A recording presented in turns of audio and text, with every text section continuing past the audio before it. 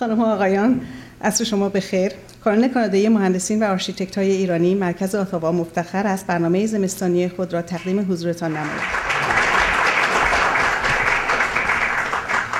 Thank you very much. It's indeed a pleasure to be here today on behalf of Bob Shirelli, the Mayor.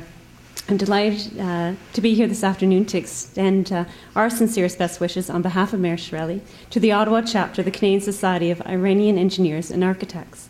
It's my understanding that the chapter was only recently created, back in October, to bring together engineers and architects living and working in our great city, Ottawa. Ottawa is a diverse and a vibrant city in Canada. As citizens of this great city, Ottawa possesses a unique sense of place that we all cherish. As municipal politicians, we rely on our engineers and our architects to take care of our infrastructure, to provide us guidance and expertise. And an event such as today brings you together in celebration of your vast array of professional expertise while providing an opportunity to build on your experiences that can only serve to further strengthen our community. Knowing so many Canadian Iranians working at different capacities both within the city and the community is inspiring. At the city, we encourage activities that make us stronger as a community, and I thank the Canadian Society of Iranian Engineers and Architects for inviting me today. The City of Ottawa has several excellent institutions of research and higher education, but the Heart Institute is definitely one of the most brilliant stars on the shining constellation. Application of the engineering techniques in medicine or bioengineering is one of the fastest growing disciplines in science and technology. Who would be a better candidate to explain to us some of the concepts of bioengineering than someone who is both an engineer and a medical doctor? Dr. Mousavian is a professor of surgery and engineering at the University of Ottawa. He is also the director of Cardiovascular Devices Division and chair of the Medical Devices and Biomedical Engineering at the University of Ottawa Heart Institute. Dr. Mousavian received his undergraduate education training in engineering and management, and following many successful years in senior positions in governments, a Crown Corporation, and the private sector, Dr. Mousavian went on to receive his doctorates in medical engineering and medical sciences at the University of Akron and Northeastern Ohio University College of Medicine. I'm going to diverge a little bit from the written hand because I found out today from very personal experience that, interesting enough, it was his wife as a doctor that inspired him to go back to university to broaden his education. So I tell you, the women out there, can we inspire our men? Indeed we can. Keep it up.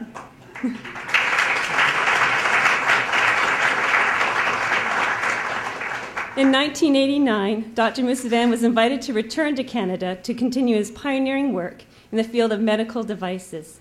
Dr. Mousavian has achieved both national and global recognition in medical sciences and medical engineering, especially in medical devices field.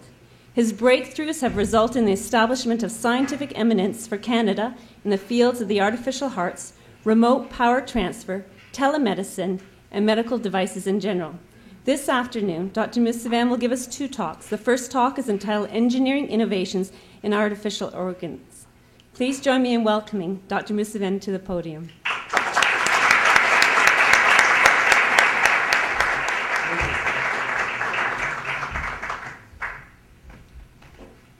Thank you, Janet. You did an excellent job for $5. I hope you understand, first of all, she's a friend. All those good things she said, take it with a little question in your mind. By the way, you have my vote all the time. I'm delighted to be here. I apologize if I cannot present everything in those two other languages. I know a little bit of each, but I'm an old man. I've been here for many years, over 40-some years. I've been lots of places, lots of cities, countries, and truly, I love Ottawa. You're right, it's beautiful.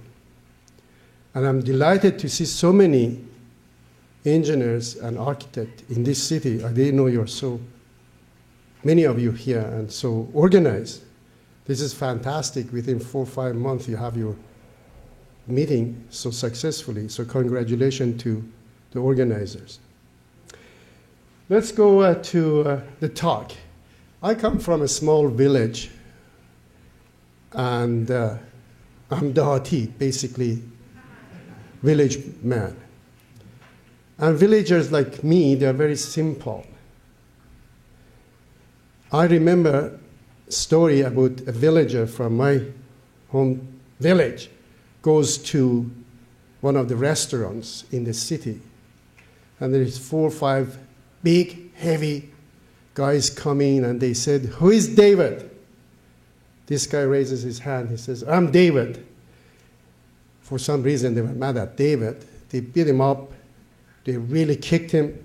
He fell down subconsciously, unconsciously, and those guys left. After a while, he came back, this guy that he was laying down. He said, "You know what? I fooled those bastards. I'm not David."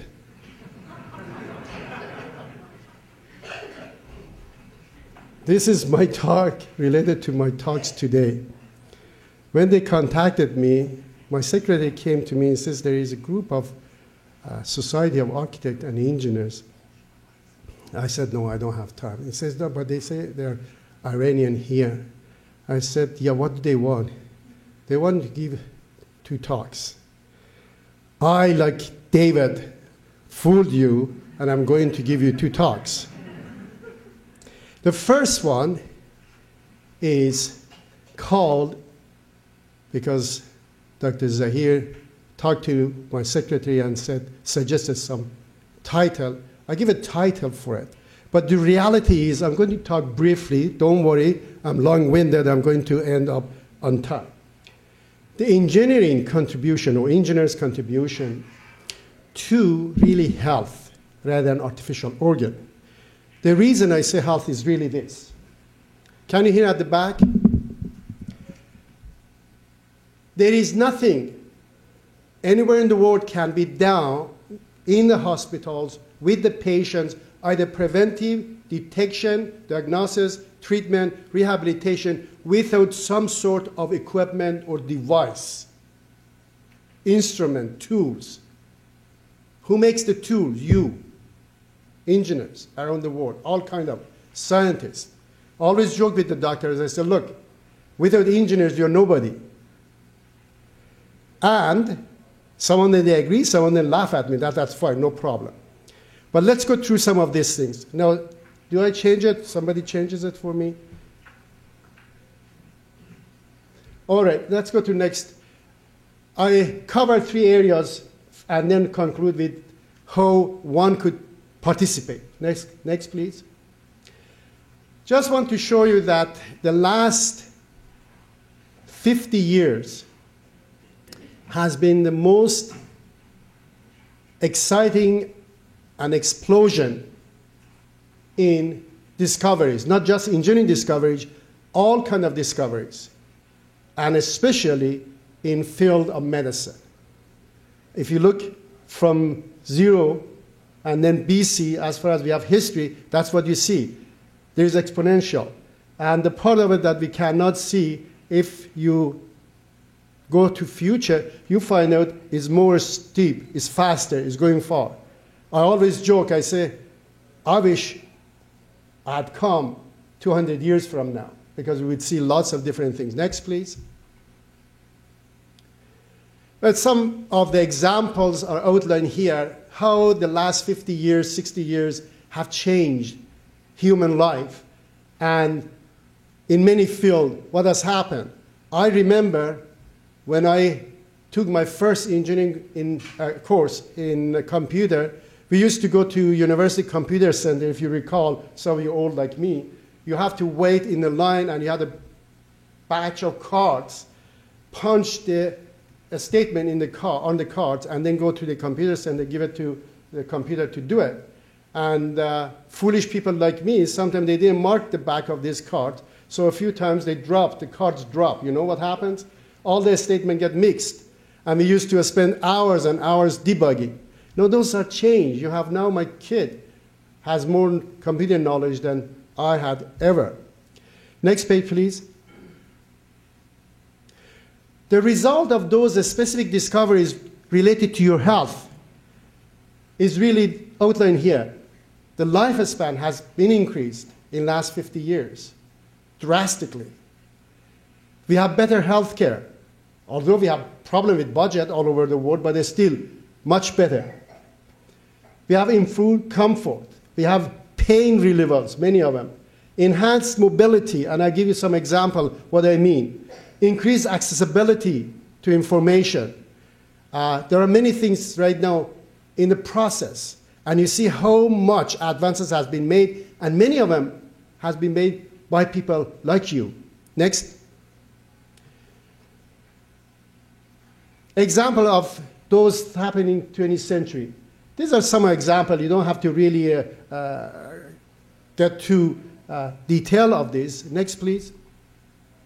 Some related to the field I wanted to talk, some of the outlines of the reason and time, dates, some of those things. For example, 1903, we had basically what is called electrocardiograph. This is if somebody gets sick and have problem with heart, the first thing doctors do in the hospital get ECG. If you have some problem with your brain, they get EEG. So those are all examples of what's happening in this field. Artificial kidney, many other things. One of them that is related to here, 1986, 1898, Kian and I, for the first time in history of mankind, we were able to communicate through satellite and stop an artificial heart in Ottawa from Tokyo. You will see it in 5 minutes videotape at the end of my presentation, second presentation. So you could see there are lots of things that's happened, some of them really related to this city, to this country. Next, please. Well, just give you an example. There are skins being made today for those who need skin, like burn, like change of skin, and those are examples of it. Next. By the way, I cheated a little, but this presentation was prepared for doctors and engineers in university, and I picked up some of their slides, so if you see a little detail, I apologize. Artificial blood. Today, the artificial blood being used, there are some still question whether they are as good as your blood and my blood. We don't know yet, but hopefully one day will serve all the human. Next, please. Artificial liver. Many people have problem with the liver, and as you could see, I'm trying to go through most of these organs and tell you that there are some man-made and women-made organs that are being used for those patients. Next. Kidney. This gentleman is Dr. Koff. Some of you may have seen him on TV or seen him on medical journal. He's still alive. He was in this city about 4 years ago. 5 years ago, Shirley came to welcome him in the meeting we had in Congress Center. This man has a very interesting story. First of all, he was my professor at one time. Secondly, he has very good memory. He's 90-some years old now, is still alive, and very well. He made artificial kidney. Many of us, we get kidney problem. And he made artificial kidney by using Maytag washing machine in his basement. I've seen that Maytag machine in Cleveland Clinic. Next, please. This slide is a little selfish. I just wanted to show you what has happened in 15 years to me. What that guy to the left is Dr. Koff, the person that they just talked, and that was me. Believe me, I had hair. I tell my daughter I had hair. She doesn't believe it. This other side that we don't see, that's Dr. Debicki, and that's myself. Debicki is the surgeon that went to help Yeltsin, the president of Russia, when he had heart problem. He was here 4 years ago. He also had honor to be his student. So these two show when you get old like me what happens to you. Those of you that have hair and you're very proud of it, just wait. Next, artificial lung. Let's just go quick. Ears. Next. Eyes. Today, there are several major centers, MIT, Harvard, Johns Hopkins in Europe. They are making artificial eyes. And good one. Now, this one is really interesting. 1980s, that's a patient in our hospital. He had heart problem. He comes to our hospital, and a big artificial heart is attached to him, and he's left. He's alive, but he's bedridden. He's always in bed. To the right, there are patients that we have had in last several years. The bottom one is a mountain climber with an artificial heart. Remember, these people, when they come to your hospital, they were dying within hours, within days. Now they are mountain climbing. And the top one is very interesting. It's a patient from Montreal. I call him JR. His real name is RJ. And JR from the story. He was a patient, young man. I don't go tell you what happens because young people also get problem with heart. He received an artificial heart. Then after some time, he received a natural heart. Then he went to Olympics. He picked up 5 gold medals. And he's still alive and doing very well. So all the thing that I told you is not pie in the sky, is not a story, is real. Next. These are some of the examples of people that they were supposed to be dead. 50 years ago, all of them would be dead. Many of them are alive. There are 20,000 people like what you see on the picture. They're alive and working. The oldest one that we know, I mean the oldest as far as the device is concerned, has been living 6 years with an artificial heart, going to work. Next, please. Okay, I give you some example of artificial organs and examples of artificial heart in past and some in present. What happens in future is really exciting, even exciting for old people like me, but you, people like you, and you yourself could make a difference, contribution to this field and similar field. Next. All right, this is supposed to show that today there are attempts to make microchips that you could put in the brain and work like brain. In fact, we have a project, we're working in it in our hospital, in various universities involved. We want to make the computers work like human nerve cells. Because I don't know computer very well, but I have a staff that they know computer. Computers, no matter how fast they are single tasking. They do things, as you know, step by step. Human brain, your brain and I hope mine too, doesn't work step by step. Does that as well, and also multiple processing. Means I could right now talk about, think about my daughter, my wife, and the way that she's driving. I'm worried about her. Still, I'm talking to you. So multitasking. We believe you do that. All the computers that we have today, the PC and laptop, they may be a tiny, tiny device this big. You could implant them. We are not there, but again, that needs help of people like yourself. Next up, please. This shows some of the actual technologies that has come to medicine from really art and science. Next, please. Just go back. If you go back. If not, that's fine. I think it was just at 10th of century. That's okay. Don't have to go back. At 10th of century, the director of U.S. Patent Office had made a major statement. It was, I think, 1890, the slide that we just passed. And he stated that he thinks all the things that needed to be invented that has been invented. There is nothing else to be invented. That was a century ago or something like that. And I brought that here to your attention, that don't think all the fantastic things are done. In fact, nothing is done.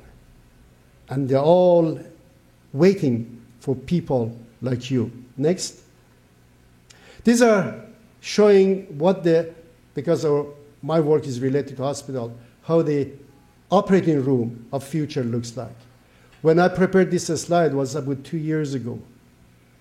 In actuality, my estimate was in 5-10 years we have operating room like this. In fact, today there are operating room like this, and there are surgery being done remotely from distance.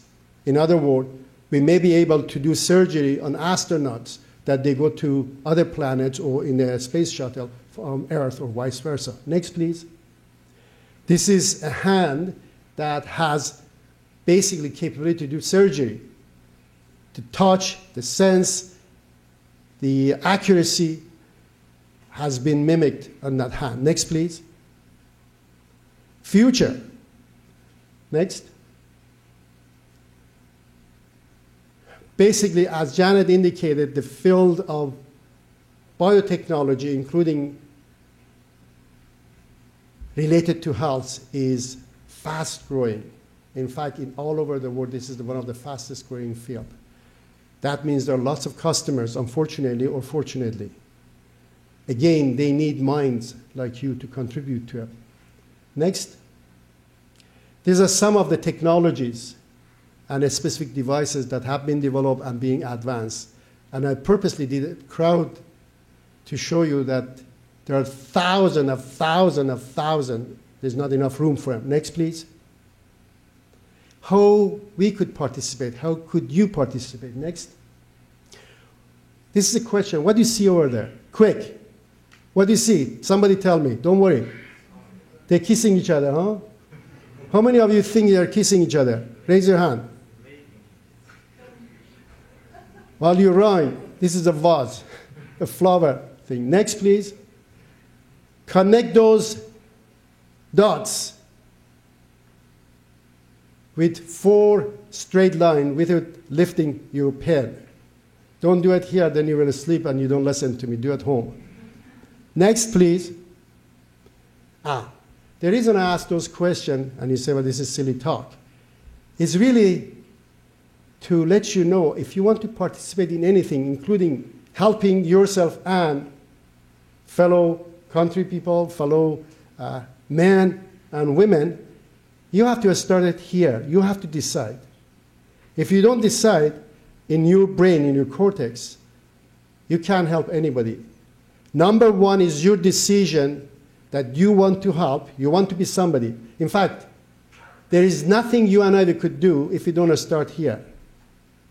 You have to start with your brain and take that and implement it. In other words, what I'm trying to say, you have to go outside of limits. When we were designing artificial heart, 16 years ago, when I was at Cleveland Clinic, they told me you cannot make 300 pounds artificial heart at the time, 600-700 grams. You cannot have power coming from outside going inside body with no hole in the body. They told me, very prominent people, that you cannot monitor patient remotely, that you could go inside or outside of the body without making hole. I was crazy enough, with somewhat support, we went out of the